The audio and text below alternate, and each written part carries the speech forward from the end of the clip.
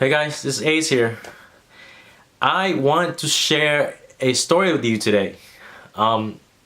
It's a story about struggles, right? About humble beginnings. It's about hard work, and it's a story about rags to riches. The person I'm talking about is Andrew Carnegie. Andrew Carnegie was a Scottish immigrant who came to the US in 1848 with his family, and he became the richest man in the world. How did he do it? His family was poor. He worked, at the age of 13, he worked as a bobbin boy in a textile mill. The job of the bobbin boy would be helping out the weavers at the mill. They would do things like carry cons to the weavers, and then they would collect cylinders of thread, and they would be expected to fix minor problems with the machines, right? The job paid him $1 a week. This is equivalent to $30 today. Not much at all, right? And the working condition was horrible, guys. Working boys are expected to work at 5:30 a.m. and the day would end at 7:30 p.m. That's a 14-hour working day, right? And the working condition was horrible because the air they breathed inside the mill was horrible, right?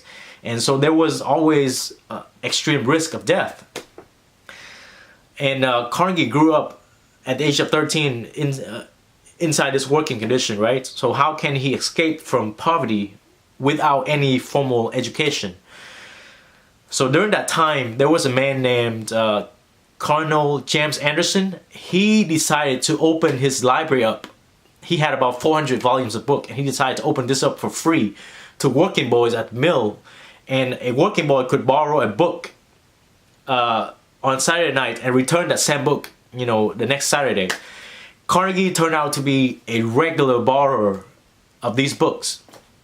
And through that, he developed a passion for reading, right? And, within the next years of his life, he happened to learn an ability to read the telegraph. I mean, he could read the telegraph signals without even have to write them down. And of course, this time where there was no telephone. So, and with this new skill, he earned a new opportunity to work, to get a new job. So at the age of 18, a man named Thomas Scott of the Pennsylvania Railroad hired Carnegie to work as a telegraph operator. And within the next 6 years, Carnegie worked really hard, and his hard work was recognized by Thomas Scott.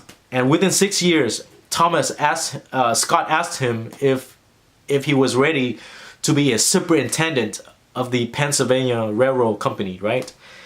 And officially within 6 years, Carnegie became a superintendent of the Pennsylvania Railroad Company, and his salary of this time was $1,500 a year.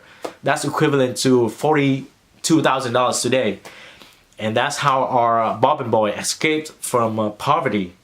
And within the next chapter of his life, Carnegie, so now with new capital in hands, right? He looked for more ways to invest. So he, with the help of Thomas Scott, he invested his money in the companies that they worked with. So one of his notable investments is in a company called the Woodruff sleeping car, and this company gave him really high returns, and he turned around and reinvested these earnings to more railroad related companies like iron, bridges, and rails. And that's how he slowly accumulated his wealth, right? So in 1865, Carnegie had a trip to England, and he met with some steel manufacturers. And this is when he realized the high demand for steel, and that steel was the future, right? So he came back to the US. He decided to quit working as a superintendent. And remember, this is a good job. And he decided to risk all of that, and risked all of his money to start a steel manufacturer, right, in the US. And his steel manufacturer went on to become the most dominant, not only in the US, but in the world. So his company became the most dominant company, a steel making company in the world. and that's how he became the richest man at the time. And Carnegie is the second richest man in modern U.S. history, only behind John D. Rockefeller. You know, and Carnegie was a man who believed in giving back. You know, during the later years of his life, he gave away 90% of his wealth, building libraries and universities, right? Because he believed in the power of learning, especially in reading, right? So he built somewhere around 3,000 libraries in the U.S. alone, and he builds more, you know, throughout the world. But you know, Carnegie really believed in the power of reading, because, you know, reading actually took him from being a bobbin boy to become the richest man in the world. So reading is a powerful thing, right? He believed that, and you know, I also believe that. And if you're not reading, it's okay. You know, most people don't read.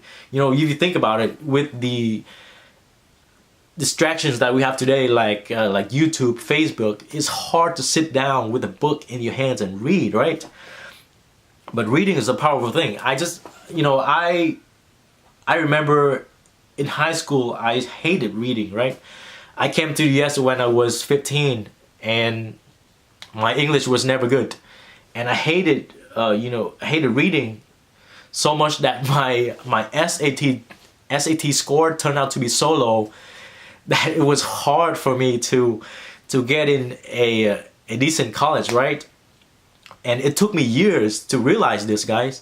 It took me years to realize the power of reading and the power of continue to learn and to improve yourself, right? You know, I just don't understand why our education system doesn't emphasize on reading as much as math or science. You know, like we don't have a class dedicated to reading alone, you know. And you know, reading is powerful. Is really a powerful thing. We all have dreams, right? I know you have your dreams, and I just believe that reading will help you get to your dream faster. And you know, I want to end on this note that I believe that we're like a tree, and if you're not growing, you're dying. Think about that.